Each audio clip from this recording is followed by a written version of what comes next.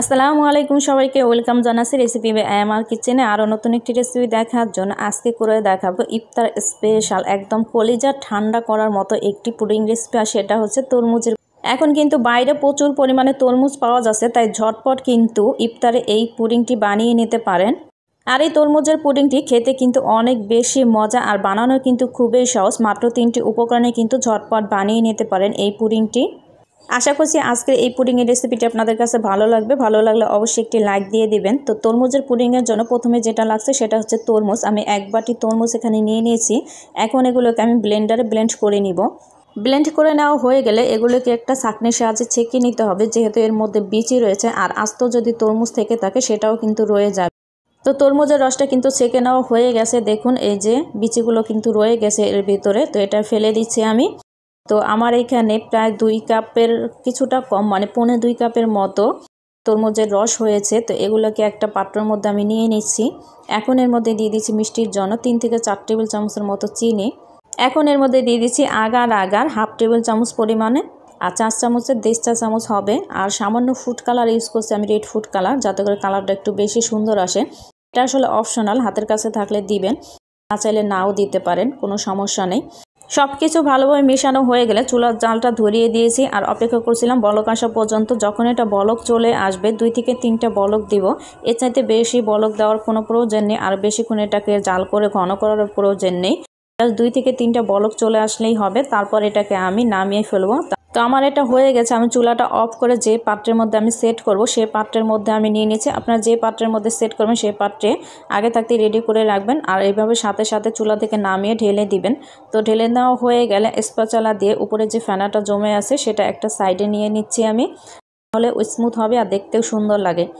20 মিনিটের জন্য অপেক্ষা করছিলাম। 20 মিনিটের মধ্যেই কিন্তু এটা নর্মালি খুব ভালোভাবে সেট হয়ে যাবে। দেখেন কত সুন্দরভাবে এটা জমে গেছে। একটা নাইফের সাহায্যে আমি ছোট ছোট টুকরো করে এগুলোকে কেটে নিব। প্রথমে লম্বালম্বি করে আমি কেটে নিচ্ছি, তারপরে এইভাবে কেটে নিলে কিন্তু খুব সুন্দরভাবে চারকোনা শেপ করে এটা কেটে নেওয়া হয়ে যাবে।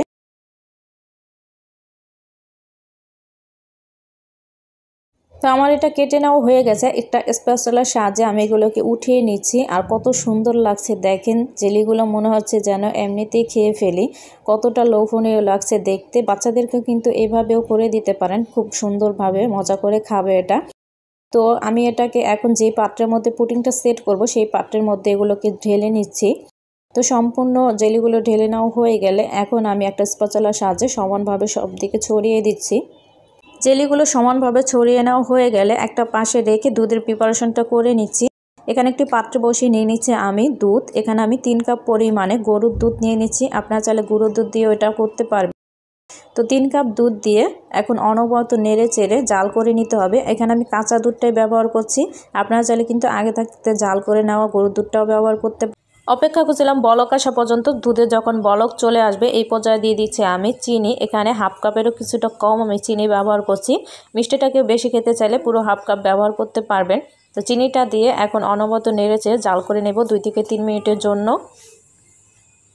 2 থেকে 3 মিনিট জাল করে নেওয়ার পরে এখন এর মধ্যে দিয়ে দিচ্ছি আমি আগার এখানে নিয়েছি আমি 2 চা চামচ, আর 1/2 চা চামচ, 2.5 চা চামচ এখানে আমি আগার ব্যবহার করছি। এখন 3 টেবিল চামচ পরিমাণে পানির মধ্যে আগারটা দিয়ে একটা চামচ দিয়ে খুব ভালোভাবে মিশিয়ে নিতে হবে। তো খুব ভালোভাবে মেশানো হয়ে গেলে এখন এই আগারের মিশ্রণটা আমি দুধের মধ্যে দিয়ে দিব। তো দুধের মধ্যে দিয়ে কিন্তু অনবরত নেড়েচেড়ে মিশিয়ে নিতে হবে। তো খুব ভালোভাবে এটা মেশানো হয়ে গেলে আরও 1 মিনিটের মতো এটাকে আমি জাল করে নিব। তো দেখেন খুব ভালোভাবে কিন্তু এটা বলক চলে আসছে, আর আমি 1 মিনিটের মতো এটাকে জাল করে নিয়েছি। তো এটা আমার জাল করে নেওয়া হয়ে গেছে। এখন আমি চুলাটা বন্ধ করে এটা নামিয়ে সরাসরি সেই জেলির মিশ্রণের মধ্যে এটা আমি দিয়ে দিচ্ছি। জেলির মধ্যে আমি সরাসরি দুধটা আমি ঢেলে দিব না, আমি একটা চামচের উপরে এভাবে আস্তে আস্তে দুধটা ঢেলে দিচ্ছি। তাহলে কিন্তু দুধটা খুব ভালোভাবে মানে চারদিকে ছড়াবে আর মাঝখান দিয়ে কিন্তু গর্ত হয়ে যাবে না। তো সম্পূর্ণ দুধটা ঢেলে নেওয়া হয়ে গেলে এটাকে নর্মালি রেখে আমি ঠান্ডা করে নিব 1 থেকে 1.5 ঘন্টার জন্য। 1 ঘন্টার মধ্যে কিন্তু খুব ভালোভাবে এটা জমে যাবে। তো দেখেন আমার এটা জমে গেছে। আমি 1 ঘন্টার মতো এটা রেখে দিয়েছিলাম। এখন আপনাদেরকে আমি মোল্ড আউট করে দেখাবো। তার আগে একটা স্প্যাচুলা দিয়ে সাইড দিয়ে এভাবে একটু সারিয়ে নিতে হবে, যাতে করে খুব সহজে এটা মোল্ড থেকে বেরিয়ে আসে। তো আমি একটা প্লেট নিয়ে এভাবে উপর করে নিচ্ছি। তো উপর থেকে আমি মোল্ডটাকে উঠিয়ে নিচ্ছি। দেখেন খুব সহজেই কিন্তু উঠে চলে আসছে। আর এটা দেখতে মাশাআল্লাহ কতটা বেশি সুন্দর লাগছে, খেতেও কিন্তু আলহামদুলিল্লাহ অনেক বেশি মজা ছিল। এখন কিন্তু হালকা গরম পড়ে গেছে, তাই ইফতারিতে কিন্তু এরকম ঠান্ডা ঠান্ডা পুডিং খেতে কিন্তু অনেক বেশি মজা লাগে। আর এখন কিন্তু বাইরে প্রচুর পরিমাণে তরমুজ পাওয়া যাচ্ছে, তাই ঝটপট কিন্তু আপনারা তরমুজ দিয়ে এই পুডিংটি বানিয়ে নিতে পারেন। পরিবারের সবাই খেয়ে একদম মানে প্রশংসা করতে বাধ্য হবে আপনার। আর দেখুন আমি এক পিস কেটে নিয়েছি, ভেতরটা দেখতে কতটা লোভনীয় আর কতটা সুন্দর লাগছে। পরিবারের সবার মন জয় করতে চাইলে বাসায় তরমুজ থাকলে এক্ষুনি বানিয়ে নিতে পারেন এই তরমুজের পুডিং। তো আশা করছি আমার আজকের এই তরমুজের পুডিংয়ের রেসিপিটা আপনাদের কাছে ভালো লেগেছে। রেসিপি ভালো লেগে থাকলে অবশ্যই একটি লাইক দিয়ে দেবেন। আর যারা এখন আমার চ্যানেলটা সাবস্ক্রাইব করেন না, প্লিজ চ্যানেলটা সাবস্ক্রাইব করে রাখবেন। আপনাদেরকে আমি একটু কাছ থেকে দেখিয়ে দিচ্ছি কতটা সফট আর তুলতুলে। দেখেন এটা খেতে কিন্তু অসম্ভব মজার আর দেখতে কতটা লোভনীয় লাগছে। দেখেন জেলিগুলো একদম কিন্তু দুধের মধ্যে ফুটে আছে, সাদার মধ্যে লাল, দেখতে অনেক বেশি কিন্তু সুন্দর। তো আজকের ভিডিওটি এই পর্যন্তই। সবাই অনেক বেশি ভালো থাকবেন, সুস্থ থাকবেন। আর ভিডিওটি ভালো লেগে থাকলে অবশ্যই একটি লাইক দিয়ে দেবেন আর ফ্রেন্ড এবং ফ্যামিলির সাথে ভিডিওটি বেশি বেশি শেয়ার করে দেবেন।